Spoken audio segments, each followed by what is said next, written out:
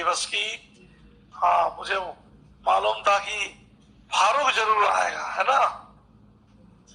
क्या हाल चाल है तेरे? बढ़िया। ये बच्चे तुमसे पहले वाले बैच के हैं।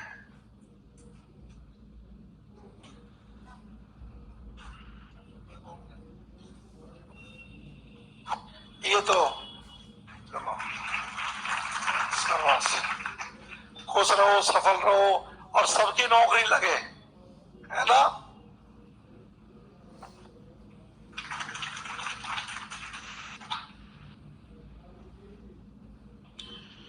बस दो ही बहुत है यार, मान लिया।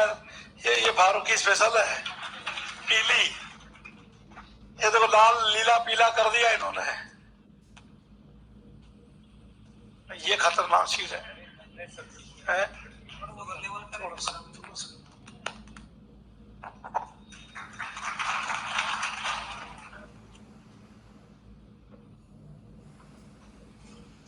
क्या कोई फोटो ले रहे हो क्या? ले लो।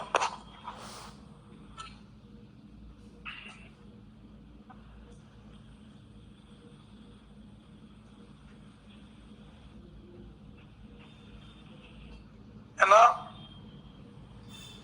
बहुत बहुत शुभकामनाएं सभी को।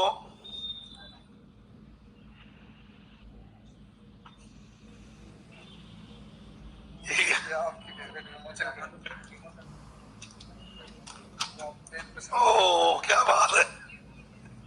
ये फारूक के साथ में हम हैं। देखो, लेना भाई। फारूक में यादगार हो गया है। चलो, बहुत बहुत शुभकामनाएं, है ना। फारूक की कविता तो वैसे हमारे पास क्या है, वो लाइट नीचे से ले रखी है, उसका समय पूरा हो गया। पर लो, दो बातें करो।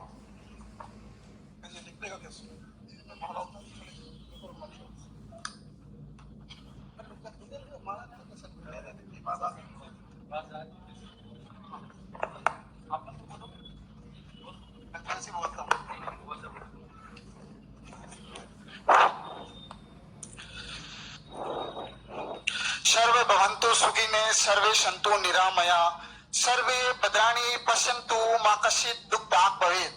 लोक कल्याण की आप सबके उज्जवल भविष्य की कामना करते हुए सबसे पहले आप सभी भाई बहनों को मेरी तरफ से शिक्षक दिवस की बहुत बहुत बधाई और शुभकामनाएं। वे वटवृक्ष जिसकी छाया में ये रहने सा परिवार और हम सब भाई बहन प्रफुल्लित हो रहे हैं, फुल्लित हो रहे हैं, ऐसे कर्तव्यमान अभिभूत जीवन सौंदर्य के पार किए माननीय गुरुदेव आदरणीय अर्जुन सर के चरणों में कोटि कोटि वंदन प्रणाम। कहा जाता है कि विद्यार्थी के जीवन में संघर्षों से भरा होता है और उसमें गुरुदेव की असीम कृपा होती है। तो सबसे पहले जब जीव की उत्पत्ति होती है तो उस समय सबसे पहले जो उसका गुरु होता है उसकी माँ होती है, क्योंकि माँ की भावना अपने अंतःकरण वन से जुड़ी हुई होती है और माँ हम सबकी पहली शिक्षिका होती है। तो माँ के बारे में एक हमारे जो रामायण है उसमें कहा गया, तो वहां से मैं एक चीज स्पष्ट करना चाहूंगा कि माँ हमारी पहली शिक्षिका होती है। जब हम चलना सीखते हैं, माँ के गर्भ में होते हैं, तब माँ शिक्षिका के रूप में अपनी भूमिका अदा करती है। तो जब रावण का वध भगवान श्री राम ने किया था और रावण का समूल वध हो गया था, उस समय लक्ष्मण भगवान श्री राम से कहते हैं कि है मर्यादा पुरुषोत्तम श्री राम, भैया आप इस लंका का उपभोग करते हैं कि रावण का समूल वध हो गया है और हम इस स्वर्ण जड़ित सोने से जगमगाती इस लंका का हम उपभोग करेंगे, उसको एक संयत बनाएंगे, नियमित बनाएंगे। तो उस समय भगवान श्री राम क्या कहते हैं कि अपि स्वर्णमयी लंका न लक्ष्मण रोचते, ये संस्कृत का श्लोक है।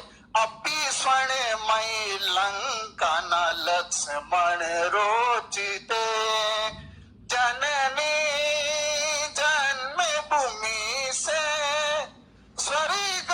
स्वर्गादपि गरियसी, यानी जन्मी जन्म भूमस्य स्वर्गादपि गरियसी, यानी है लक्ष्मण ये सोने की जड़ित लंका बेहद खूब और जन्मभूमि उससे वो मेरे लिए स्वर्ग से भी बढ़कर है। तो एक बार आप सभी अपनी अपनी माताओं के लिए एक बार ताली जरूर बजाइए। फिर स्थान आता है पिता का। हालांकि शास्त्र के अकॉर्डिंग भारतीय संस्कृति में यह होता है कि मातु सप्त गुणा पूजन्ते भवन्ति, मातु पितु मातु 100 गुणे अधिक पूज्य भवन्ति, यानी जो माता होती है वो पिता से 100 गुणा अधिक पूजनीय होती है। लेकिन पिता का भी स्थान कम नहीं है। माँ अपन को गोद में लेती तो कमर पर लेती, क्यों कि जहां तक मैं देख सकूं वहां तक मेरा बच्चा देख पाए। लेकिन पिता अपन को कंधे पर बैठाते, क्यों कि जहां तक मैं देख नहीं पाया वहां तक मेरा बच्चा देख पाए। तो एक बार अपने पिता के लिए भी। अब बात आती है हमारे आदरणीय गुरु जी की। वैसे तो ये मेरे को रोज मुझे डेली सर सपने में आता है, उनको मैं कहता भी हूँ सर मुझे ऐसा लगता है कि कभी कभी उठ भारतेंदु गालपट दिवेटी गालपट, और जैसे ही सोता हूँ वैसे सर की आदत में कभी उनको मैसेज भी कर सकता हूँ। तो गुरु कौन है? एक्चुअल में स्थूलता की ओर हम बढ़ने लगे कि गुरु वास्तविक जो हार्ड मास का बना हुआ जो पुतला है वो गुरु होता है। एक्चुअल में वो गुरु है नहीं। अंततः जो गुरु की परिभाषा, गुरु का व्यवहारिक महत्व क्या है जीवन में, वो बड़ा विचित्र है। गुरु को समझना असीम है।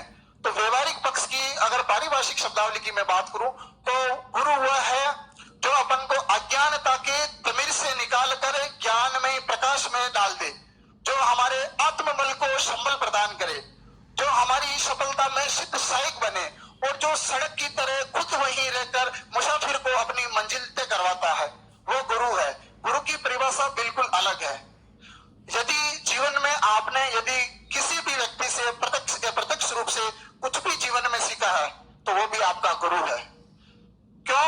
क्योंकि जब भी बच्चा छोटा होता है बाल्यावस्था में, अपन एजुकेशन मनोविज्ञान में पढ़ते भी हैं, बालक छोटा होता तो उसको वो गिरता है चलता है कि कभी गिर कर उठ के बड़ी मुश्किल से पार की है मंजिलें हमने, बड़ी मुश्किल से पार की है मंजिलें हमने, कभी गिर कर उठे कभी उठ कर गिरे और फिर चल दिए। तो बच्चा गिरता, और यदि उसकी जो पड़ोसी अम्मा है, भाई है, बड़ा बहन है, वो भी कहता बेटा उठ, वो इस तरह चल रहा, वो भी उसका क्या होता है? गुरु होता है। तो गुरु वो होता है। उसके साथ में भारतीय संस्कृति में तो ये है कि एका अक्षरा दाता गुरु, यानी जिससे आपको एक अक्षर भी सीखने को मिलता है वो भी गुरु है। ये चीजें ठीक है अपन औपचारिक रूप से करते हैं, सर को माला पहनाना सम्मान, लेकिन असली सम्मान है कि जब हम माँ हिंदी की सेवा करें। सर की 20 वर्षों की तपस्या, जैनियों की तपस्या, रहने से परिवार में जिस प्रकार से माँ हिंदी को सेज कर उसकी सेवा की और हम लोगों तक पहुंचाया, हम सबकी ये परम कर्तव्य और जिम्मेदारी बनती है कि माँ हिंदी की सेवा करे और गुरुदेव का नाम फक्र से ऊंचा करे। तो मैं आज सबके सामने ये आप सबको विश्वास दिलाना चाहता हूँ कि कभी भी और गुरुदेव के आशीर्वाद से कभी भी माँ हिंदी को जब जब भी हमारी जरूरत पड़ेगी हम दिल खोल के आगे बढ़ेंगे और माँ हिंदी की सेवा करेंगे और गुरुदेव का नाम सदैव फक्र से ऊंचा करेंगे कि गुरुदेव को ये कहने में फक्र होगा कि हम सब इनके शिष्य हैं और ये उसमें से मैं भी हूँ।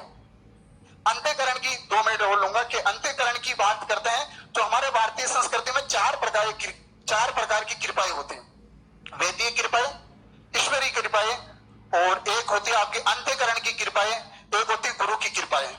सबसे जो उत्कृष्ट भाव की और जो साधक भाव की जो कृपाएं होती हैं वो जो अपने अंत्यकरण की कृपा होती है।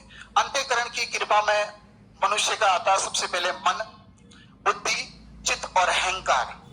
जो मन होता है वो सबसे बड़ी अंत्यकरण की कृपा के रूप में आता है, क्योंकि मन के मते ने चाह लिए, क्योंकि मन कभी भी कहता है कि ऐसा करना कि नहीं करना। अभी रीट की वैकेंसी आएगी उसमें भी अपना मन ऐसा करेगा, रीट करूं या फर्स्ट ग्रेड करूं, है ना। तो मन विचलित होता है, मन भटकता है, लेकिन जिसने मन को जीत लिया उसने सबको जीत लिया। और फिर बुद्धि काम करती है कि मुझे कौन से डिसीजन पे पहुंचना, किस निर्णय पर पहुंचना, वो काम करती है कौन? बुद्धि।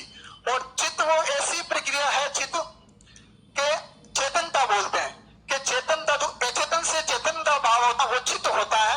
और वो चित्त ऐसा होता है कि अपन जब उठते हैं तो कहता उठ चल, आंखों पे छींटे मार पानी के और पढ़ना स्टार्ट कर दे आपकी भाषा में। और अंत में होता है अहंकार, जो अहंकार मानव के अंदर के जो आत्म बल है उसको जगाता है, जब इंसान प्रेरित होकर कुछ भी करता है। तो ये 4 प्रकार की कृपाएं होगी। गुरुदेव के लिए मैं कहना चाहूंगी कि गुरुदेव की असीम कृपा रही मेरे ऊपर विशेष रहा। हो सकता है मुझे इतना प्रेम है सर से कि हर बार मिलने की, तो मैं भी आपकी तरह यहाँ जो कैमरा लग रखा है यहाँ पीछे बैठता था और यहाँ सर के सानिध्य में पढ़ा। तो गुरु जो होता है वो भ्रमर की तरह होता है। आपको समझना पड़ेगा ये बहुत अच्छी जगह है। आप यहाँ से निकलने के बाद में उसको बहुत बार मिस करोगे कि ये ऐसे जैसे अपन महापुरुषों का सानिध्य खो रहे हैं। तो गुरु भ्रमर की तरह होता। भ्रमर क्या करता है, मिट्टी उठाता और मिट्टी उठाकर उसको पीठी पर यानी दीवार पर चिपका देता और गुन गुन गुन गुन की आवाज करता और उस अचेतन से अचेतन बना देता। बात बहुत गहरी है, यानी सामान्य से विशिष्ट बना देता। यानी जो सामान्य से जो विशिष्ट बनाने की जो प्रक्रिया वो गुरु में है, समझ लो। सामान्य जैसे भ्रमर एक मिट्टी से जीव बनाता है, उसी प्रकार से हम जन्म लेते हैं तब तो मानव होते हैं और मानव से जो मनुष्य बनने की जो प्रक्रिया है वही गुरु है। तो गुरु जी के चरणों में वही गुरु ब्रह्मा गुरु विष्णु गुरु देवो महेश्वर गुरु साक्षात ब्रह्म तस्मै श्री गुरुवे नमः। लेकिन गुरु जी के साथ में विद्यार्थियों के भी लक्षण होते हैं। जैसे संस्कृत में एक श्लोक है कि कागचेष्टा वको दानम स्वान निंद्रा ततेव चे अल्पारी करे ताकि विद्यार्थी पंच लक्षणम। इसके साथ मनुष्य के भी गुण क्या बताएं कि यशो ने विधान तपो ने दानम ज्ञानम ने गुणम ने शीलम ने धर्म ते मृत्यु लोके भूमि पार भूता मनुष्य रूपाणी मर्गा चिसरंती। यानी जिसमें शील नहीं है, तप नहीं है, इन सभी प्रकार के जो गुणों का अभाव है वो सिर्फ बिना पूंछ का इंसान है यानी जानवर के समान है। तो उन सब में अपन को संयमित रूप से ईमानदारी से अपने लगन से मेहनत करना चाहिए और गुरुदेव की विशेष कृपा रहेगी। इनका आशीर्वाद लेते रहिए और आप सबने मुझे समय दिया बोलने का, गुरुदेव का आशीर्वाद मिला, बहुत बहुत धन्यवाद, शुक्रिया।